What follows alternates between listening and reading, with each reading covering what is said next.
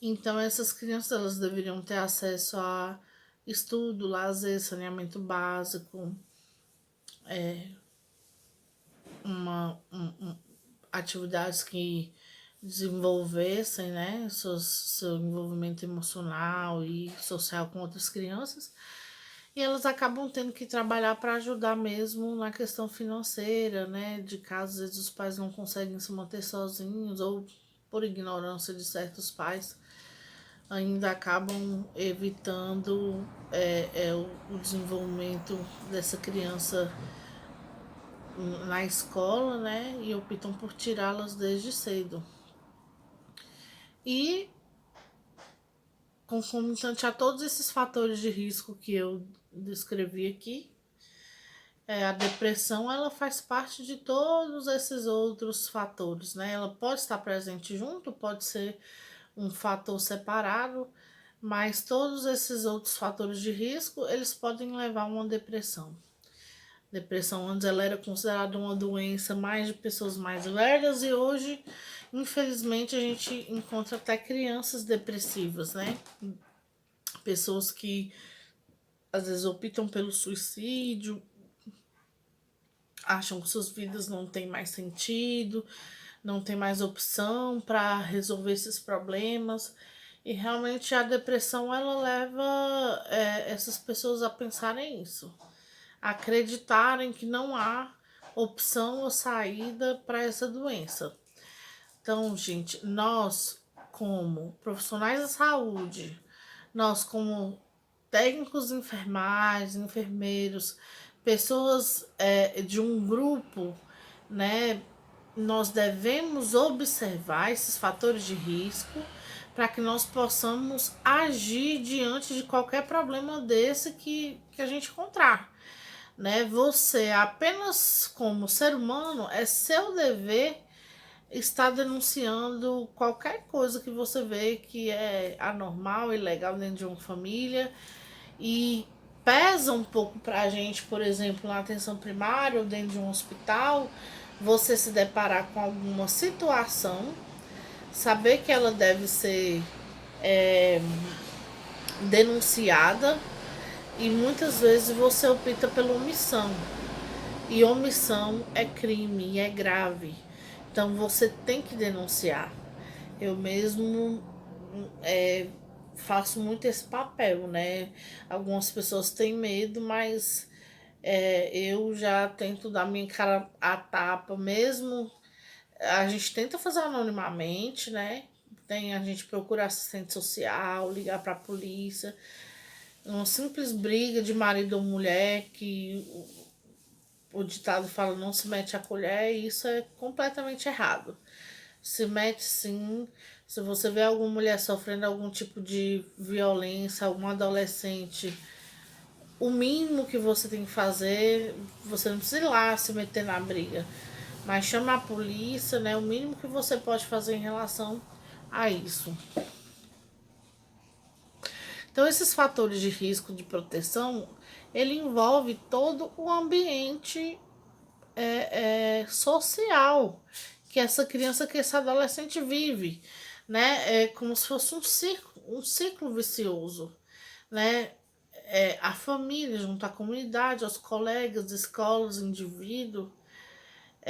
Se é um ambiente familiar dominado por conflitos, se falta regra, ou se há o desinteresse dos pais na vida dos filhos, isso é um fator de risco, né? A gente precisa proteger essas crianças e esses adolescentes. O Estatuto da Criança e do Adolescente fala isso. A gente precisa oferecer essa proteção, né? E oferecer as necessidades básicas de saúde, educação, habitação, a profissionalização, o emprego, lazer, né? Toda a proteção que essa criança precisa para ter uma saúde. Lembrando que, como eu falei para vocês, a saúde não é apenas a ausência da doença. Ela envolve todo o bem-estar físico, emocional, social. Se essa criança, esse adolescente, não tem nenhuma doença, mas não tem saneamento básico, vive em uma casa com esses fatores de risco, ela não é saudável. A gente precisa mudar esse ambiente familiar ou retirar essa criança e esse adolescente desse ambiente.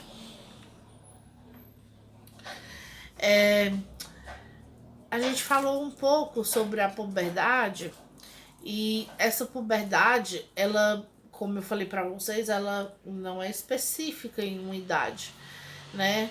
Ela pode, normalmente ela é mais precoce em meninas, normalmente entre 10 e 13 anos, e no sexo masculino vai de 12 a 14 anos. Quem não se lembra da menininha mais nova, né? Você pega uma menina de 11, um menino de 11, você vê a diferença, né? Por isso que algumas menininhas preferem paquerar mais meninos mais velhos e acham o menino da sua idade ainda bobão, muito imaturo. Porque realmente esse desenvolvimento ele é precoce. Mas pode acontecer também a puberdade atrasada, que é a ausência de qualquer característica sexual secundária em meninas a partir de 13 anos e em meninos a partir de 14 anos. Então, a menstruação, a menina está ali com 15, 16 anos, a menstruação não desceu, deve-se procurar um médico, né? Não é o fim do mundo, não é tão anormal, mas deve-se procurar o porquê que ainda não aconteceu, o porquê que o menino ainda não teve sua primeira ejaculação, a descida dos testículos, né, a mudança de voz. E também tem a puberdade precoce, né? Em meninas ocorre antes dos 9 e nos meninos antes dos 10.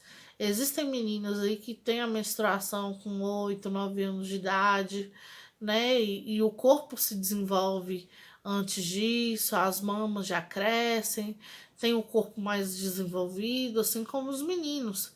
Então a gente tem que ter uma atenção mesmo para se houver o atraso ou o adiantamento muito grande dessa puberdade, porque pode trazer algumas consequências para essas crianças, esses adolescentes, principalmente social, ali com seus colegas.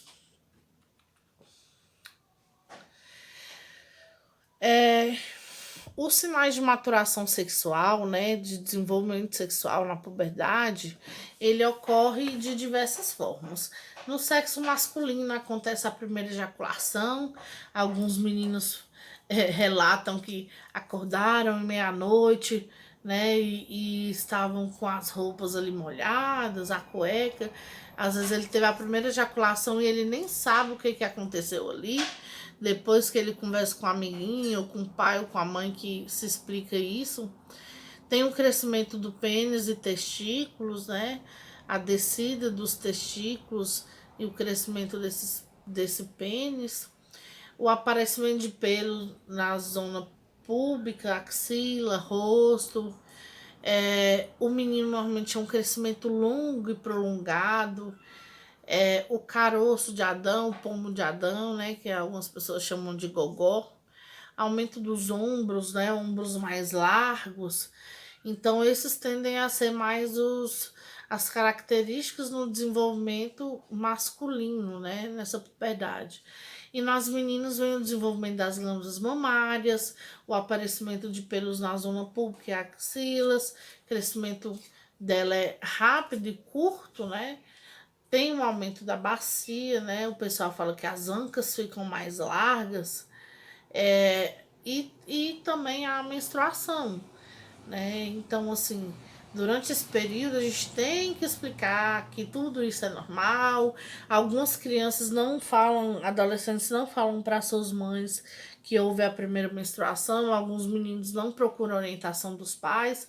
Então, nesse desenvolvimento, a gente tem que explicar que é normal as meninas a usarem um absorvente, ensinarem sobre higiene para as meninas e para os meninos, a lavagem correta do pênis e da vagina, né, a cuidarem da sua higiene, né? Às vezes a gente fica com a axila nesse período muito forte, o suor é mais forte, orientar a lavagem correta das axilas e depois passar um desodorante antitranspirante que proteja.